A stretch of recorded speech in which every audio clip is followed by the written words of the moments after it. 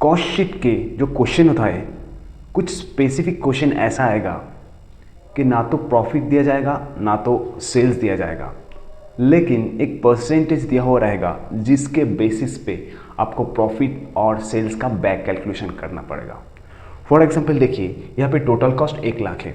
अब प्रॉफिट का फिगर भी नहीं दिया हुआ है और सेल्स का फिगर भी आपको पता नहीं है, लेकिन क्वेश्चन में एक चीज़ बोला गया है कि profit is 20% on selling price, यानी प्रॉफिट जो होगा वो सेल्स का 20% होगा।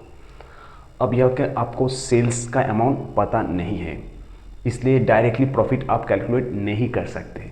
इसके लिए आपको करना पड़ेगा बैक कैलकुलेशन। तो अपने को क्या पता है, कॉस्ट दैट इज ₹1,00,000।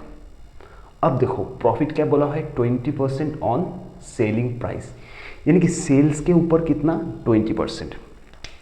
तो ऑन सेलिंग प्राइस के आगे लिखा हुआ है तो चुपचाप सेलिंग प्राइस को 100 एज्यूम करना है, यानी कि जिसके आगे ऑन लिखा हुआ है उसको ही 100 एज्यूम करना पड़ेगा।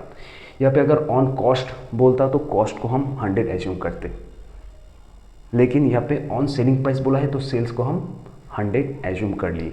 तो सेल्स अगर 100 होगा, profit is 20% on sales, that is 100 into 20%, that is simply 20।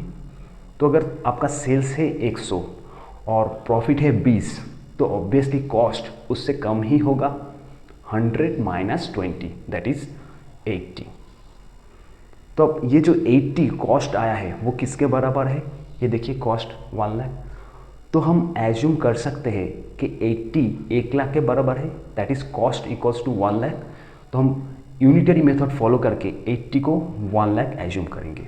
तो अगर 80 1,00,000 होता है तो 1 होगा, 1,00,000 डिवाइडेड बाई 80, और 100 कितना होगा, 100 मतलब क्या, 100 इज हमने एज्यूम किया है सेल्स, तो 100 कितना होगा, 1,00,000 into 100 by 80। So basically our total sales will be 1,25,000। तो हम यहाँ पे टोटल सेल्स को 1,25,000 लिख देंगे, ठीक है। तो sales equals to how much, 1,25,000।